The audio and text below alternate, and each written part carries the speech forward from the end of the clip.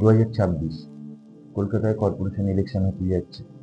কিন্তু এখন সব থেকে বড় প্রশ্ন হলো, কলকাতার যুব সমাজ কাকে বেছে নেন এই ইলেকশন? রুলিং পার্টি মানে এখন যারা বিধানসভা পরিচালনা করছে সেই বিজেপিকে, নাকি বিকল্প কোনো রাজনৈতিক দল? এটাই এখন সব থেকে বড় প্রশ্ন।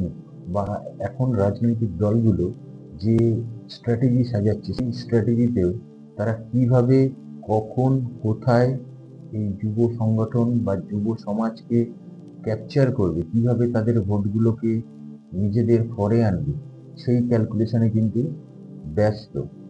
এই ভিডিওতে আমরা দেখব যে অ্যাকচুয়ালি যুব সমাজ কাকে চাইছে, কোন জাদু বলেই বা রাজনৈতিক দলগুলো তাদেরকে নিজেদের পরে আনতে চাইবে। আপনারা দেখছেন ডেইলি টিউন। আর যদি চ্যানেলটা ভালো লাগে তাহলে সাবস্ক্রাইব করবেন আর নোটিফিকেশন বাটনটা অন করবেন। আমরা আসছি রুলিং পার্টি থেকে। রুলিং পার্টির কিন্তু সব থেকে বেশি এখন সম্ভাবনা যুব সমাজকে নিজেদের দিকে টেনে আনা, কারণ তাদের হাতে ক্ষমতা, তারা চালাচ্ছে সরকার।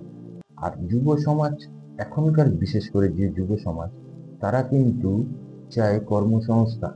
তো সেই কর্মসংস্থানের দিকে কিন্তু এই বর্তমান সরকার যেভাবে উদ্যোগ নিচ্ছে, তাতে কিন্তু আগামী 10 থেকে 11 মাসের মধ্যেই হয়তো পশ্চিমবঙ্গ একটা ভালো কিছু কর্মসংস্থানের নতুন কিছু ফ্যাক্টরি বা নতুন কিছু এমএনসি তারা পশ্চিমবঙ্গের বুকে নিয়ে আসবে, এবং যেখান থেকে তারা কিন্তু একটা ধারণা দিতে চাইবে পশ্চিমবঙ্গবাসীকে যে তারা হচ্ছে শিল্পমুখী বা শিল্পকে নিয়ে তারা এগোতে চায়।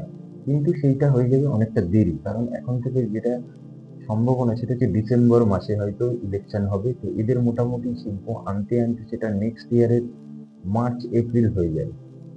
কিন্তু তার আগে যেহেতু ইলেকশন, তো তারা কিন্তু সেইভাবে যুব সমাজকে কর্মসংস্থান দিয়ে প্রভাবিত করতে পারবে না। প্লাস এক্স ফ্যাক্টর হচ্ছে যেটা আগের বিধানসভায় বা আগের সরকার যেটা করেছে, সেটা হচ্ছে বিভিন্ন ভাতা দিয়ে এই যুব সমাজের ভোটটাকে আনার চেষ্টা করেছিল নিজেদের পরে, এবং তারা কিছুটা স্টার্টও করেছিল। তো এই যে প্রলোভন, এই প্রলোভনে কিন্তু ম্যাক্সিমাম যুব সমাজ সেইটাকে গ্রহণ করেছিল এবং তাদের পাশে দাঁড়িয়েছিল। কিন্তু সেই সংখ্যাটা যদিও খুব কম, কারণ এখনকার দিনের যে যুব সমাজ তারা কিন্তু এই ভাতার ওপর দাঁড়িয়ে থাকতে চাইছে না, তারা চাইছে কর্মসংস্থান। আর সেইভাবে যদি দেখা যায়, তো আগের বিধানসভায় যে সরকার চালাতো সেই সরকারের এখন প্রায় অস্তিত্ব নেই বললেই চলে। সুতরাং সেই স্কোপও প্রায় কম। তাই নতুন করে যারা উঠে আসবে এই যুবদের ভোটটাকে কেন্দ্র করে, সেটা হচ্ছে বামপন্থী সংগঠনগুলো। বাম এর কিছু প্লাস পয়েন্ট আছে। এর প্লাস পয়েন্ট হচ্ছে বামপন্থী সংগঠনে এখন যারা সংগঠনটা চালাচ্ছে তারা কিন্তু ম্যাক্সিমামটাই হচ্ছে ইয়াং মুখ, যারা বিভিন্ন সময় বিভিন্ন ভাবে নিজেদের কিন্তু প্রচারে রাখে, সেটা সোশ্যাল মিডিয়া থেকে আরম্ভ করে হোক টিভির পর্দায়। ইয়াং ছেলে মেয়ে যখন তারা তাদেরকে দেখছে, তাদের কথাবার্তায় ইমপ্রেস হচ্ছে, এবং তাদের কথা কিন্তু কিছুটা হলেও বাস্তবমুখী কথা। করে দেব, এই মাসে হবে, ওই মাসে হবে, এই ধরনের কোনো প্রতিশ্রুতি নয়। তাদের একটাই মূল বক্তব্য থাকছে যে কর্মসংস্থানের জন্য বা যুব সমাজের ভোটের জন্য, যে তোমরা সরকার করতে পারছে না, তাই তোমরা আমাদের উপরে ডিপেন্ড করো, কারণ আমাদের অভিজ্ঞতা আছে। কারণ আমরা দেখেছি লাস্ট যে বামপন্থী সংগঠনগুলো যখন পশ্চিমবঙ্গের বুকে তারা বিধানসভা চালাতো বা সরকার চালাতো, তখন কিন্তু প্রচুর পরিমাণে সরকারি চাকরি থেকে আরম্ভ করে বিভিন্ন প্রাইভেট সেক্টরগুলোকে তারা আরো উজ্জীবিত করার চেষ্টা করেছিল, যে কারণে আজকে পশ্চিমবঙ্গের বুকে নিউ টাউন, রাজারহাটের উৎপত্তি বা সেক্টর 5-এর উৎপত্তি সেই বামপন্থী সময়ে।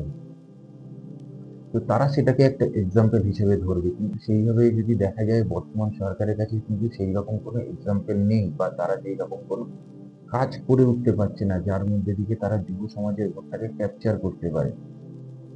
তো এইসব দিয়ে যে দিক দিয়ে যদি দেখা যায়, তাহলে কিন্তু এখন পর্যন্ত যা পরিস্থিতি, তাতে কিন্তু মোটামুটি ভাবে বলা যায় যে যুব সমাজের ভোট কিন্তু বর্তমান শাসক দলের এগেনস্টেই থাকছে। কিন্তু এখন আরো প্রায় 6টা মাস বাকি। সেই 6টা মাসে অনেক রাজনৈতিক পালাবদল হবে, অনেক রকম প্রচার হবে, অনেক কিছু সামনে আসবে। তো তাতে কিন্তু যুব সমাজের ভোটের উপরে একটা বিশাল প্রভাব পড়বে এবং সবাই চাইবে যে তাদের দিকে এই যুব সমাজের ভোটটাকে নিয়ে আসুক। তো আজ এই পর্যন্তই। যদি ভিডিওটা ভালো লাগে তাহলে লাইক করবেন আর একটু শেয়ার করে দেবেন।